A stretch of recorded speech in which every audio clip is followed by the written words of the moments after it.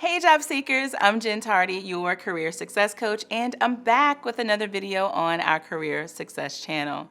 Today, I will be talking about how to have the I'm unhappy conversation with your boss. Now, this is a two-part video because I really want you to take your time with it. I will share with you some tips on how you need to prepare for this conversation in part one, as well as what to say to your manager to make the conversation as easy and as effective as possible in part two. By the way, if you're enjoying our videos, make sure you subscribe to our channel by hitting the subscribe button and the notification bell so that you can be notified each time a new video is published to this channel. All right, I will see you on the other side.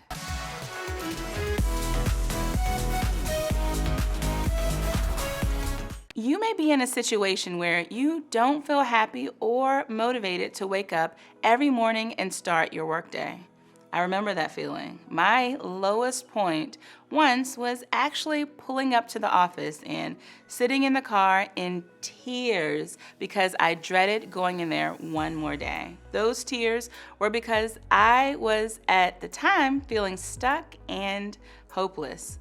And it's very common to see such a feeling lead to you wanting to just quit and look for a new opportunity. And it may feel like everything is an issue. But if you really think about it, you might find that you like the company that you work for and even the work that you do. It might really be just one thing, such as an incident that happened at work or the way your manager or supervisor is treating you that has made you feel so devastated and unmotivated. It might be that you believe you deserve a promotion at your workplace and that your manager has not even acknowledged your hard work or dedication, making you feel marginalized and unappreciated. So how do you talk to your manager about it? How do you tell your boss that you're unhappy? Here's the answer. You do not.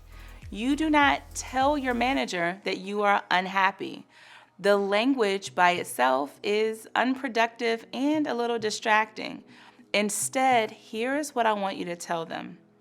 You tell them that you want to be your best and to deliver your best work, but something is creating a hurdle for you, and you would love to use them as a thought partner to work through the hurdle.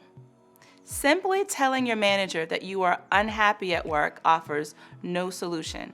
This strategy gives you an opportunity to have a constructive conversation with your boss that ends with some positive actions. Now, speaking of conversations, make sure that you check out our other video on courageous conversations, in which I talk about how we need to stop letting ourselves off the hook and identify what we need to change in ourselves to help us with our own career growth and happiness. You can find the link to the video in the below description. Now, this conversation with your manager takes some prep work.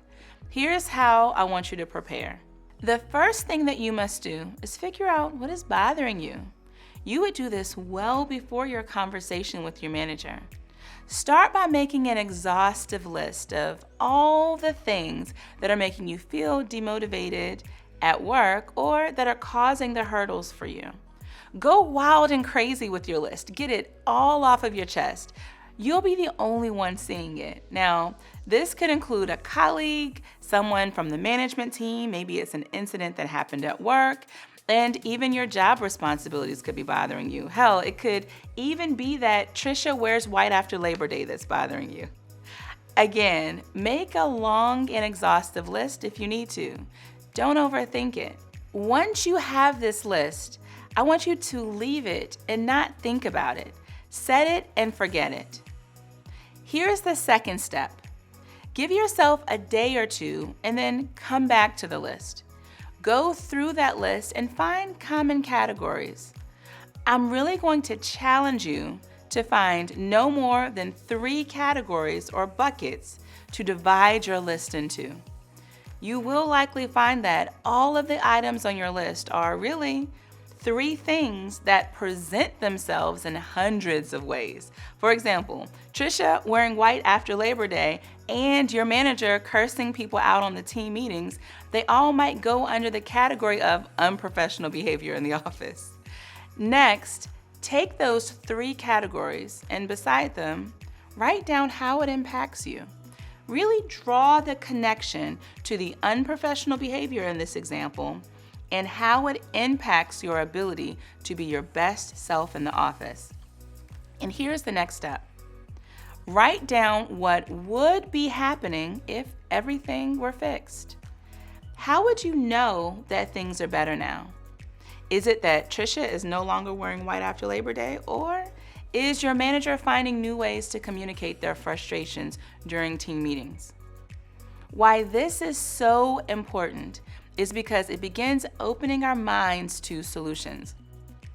We are all so good at knowing what we do not want to experience, but we don't really spend enough time on the other side of it, time thinking about what we do want to experience in the workplace. So give some thought to this. Now, I want to pause here on this video because I know that this is a big exercise and you, my friend, have some homework to do. Do not put this off, okay? But before you go, let's connect in the comments.